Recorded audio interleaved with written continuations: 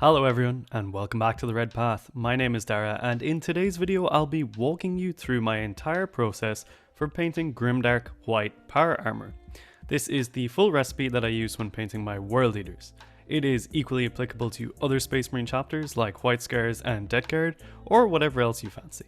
For today's tutorial I'll be showcasing this scheme using a body from the Horus Heresy Mark 7 Marines. While some of the techniques in here are slightly advanced, I think you'll find that overall it should be pretty easy to replicate this final effect. So without further ado, let's get into the video. Over a black primer I base coated this mini in a 1-to-1 mix of Baneblade Brown and Ultwin Grey. Once I got a nice even coat of this down, I started to build up my white tones. To do this, I gradually blended in more Ultwin Grey into the base layer on my palette and worked it onto the mini.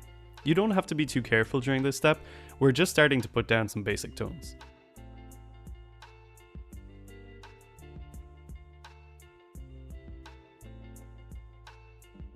Following this, I blended in some Corax White into that initial mixture. This is where we'll start building up a nice greyish white tone, which is a great mid colour for our armour.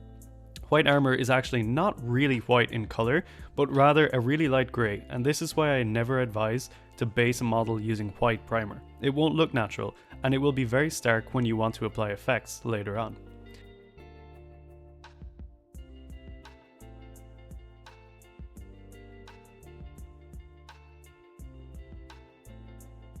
Following this Corax White layer, I made a mix of Corax White and White Scar, adding this as the final layer to the armour. This went down over 2 stages just to make sure we had a nice even coat.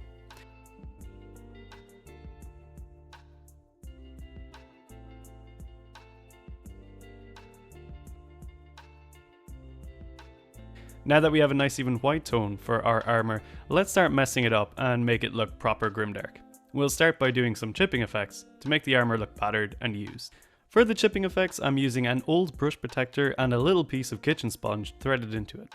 I picked this up from Darren Latham and it's an excellent technique for improving accuracy while sponge chipping. The first chipping layer will be done with White Scar. There's a few reasons for this. It will serve as a randomized highlight across the armour, creating textural variation, but also be a good foundation for when we add dark chips when the paint has flaked away. By focusing on areas where we already put down the White Scar chipping, we can create natural highlights for this effect, making it look even more realistic.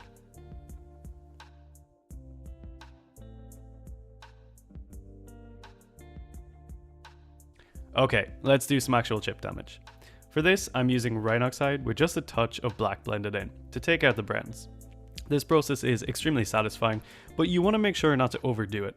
Focus your chipping on areas where the armour would have naturally become worn down, like hard edges and close to the feet.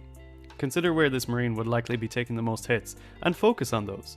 Typically, I also like to concentrate my chipping on the gauntlets and hands too, since this is a natural place where paint would flake away. Constantly taking a step back while you're doing your chipping to evaluate the model and make sure you're not going overboard is very important. By varying up the pressure you apply, you can also create different patterns of chips, adding more authenticity and realism to the model.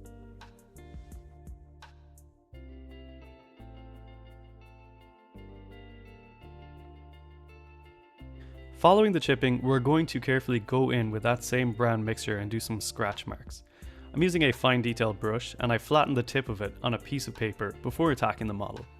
Using light, sharp motions, I'm adding tiny scratch marks across the surface of the armour. This complements the chipping really nicely and tells an interesting story about the wear and tear this piece of kit has suffered. Make sure you also vary up the angles of the scratch marks too, so they don't seem too uniform.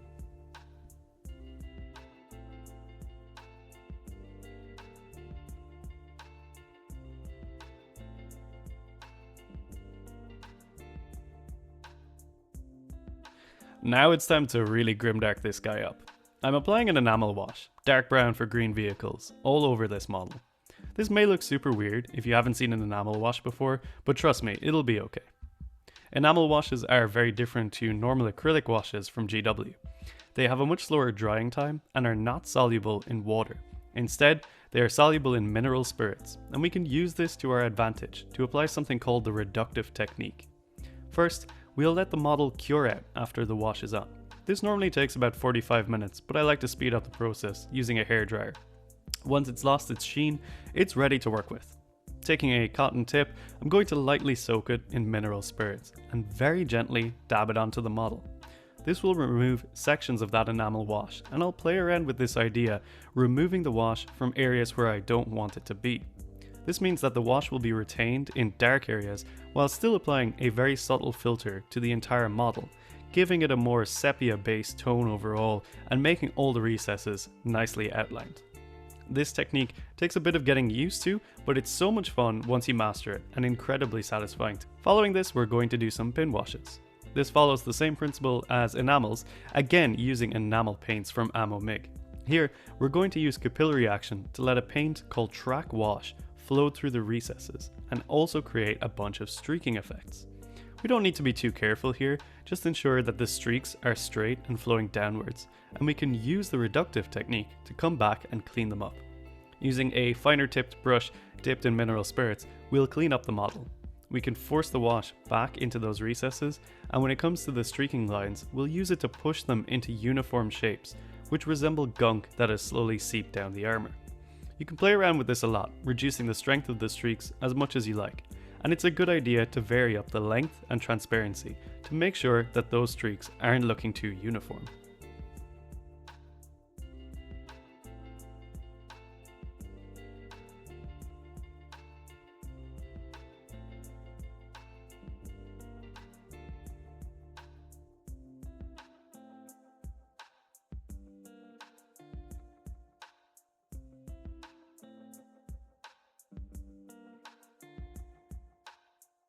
We'll repeat this technique now using a paint called Streaking Rust Effects.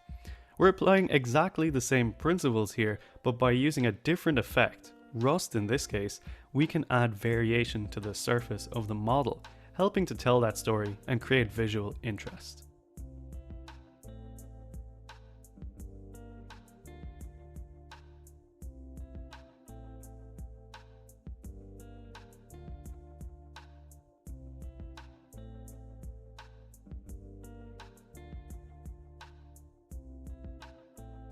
Now it's time for every world eater's favourite bit, the blood and gore. Here, I am using blood for the blood god mixed with a touch of rhinoxide and black, but importantly, I'm adding just a little mineral spirits on the area of the armour first.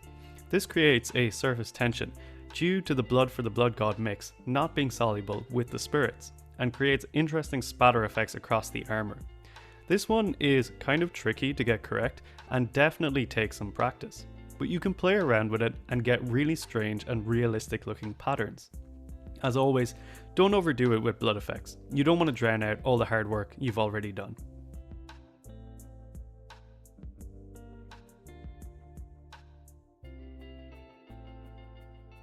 Okay, let's add some oil blending to create some interesting tones and shadows on the miniature.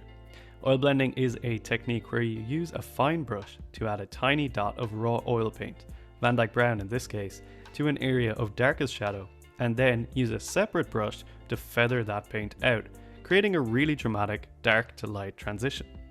You have to be very careful here not to overdo it with the amount of paint you add. Oil paint is very strong and will have a powerful effect even with just one tiny dot. And this technique definitely requires practice, so I recommend starting on a piece of card to get used to it before moving on to a mini.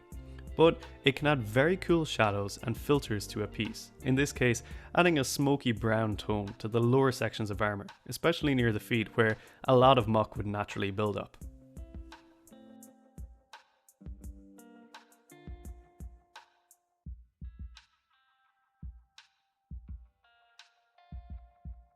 Finally, speaking of muck, we're going to use dark earth pigment to lightly weather the feet and lower greaves to make it look like this guy has been wading through a wasteland. Don't overdo this, just stick to the lower legs and that's usually more than enough. There's already a lot going on, but this final touch can ground the miniature in the environment you want to place them.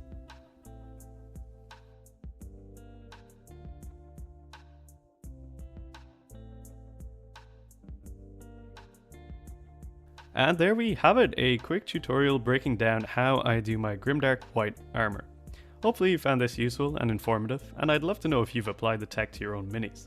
Of course, you can obviously mess around with the recipe yourself, adding in or taking away sections. Innovation and creativity are all part of this hobby, after all. I always want to tell people not to be afraid of trying new things, so if there's something in here that you haven't done before, give it a go. I bet you'll find it easier than you thought it would be. If there is anything you're unsure about, feel free to comment down below or hop into our Discord and ask me questions in there.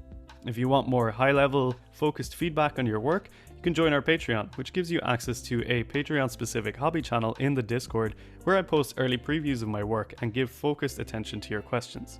It's also a great way to support the channel and help keep us making content. You can also support us by just liking and commenting as well as subscribing, which is all free.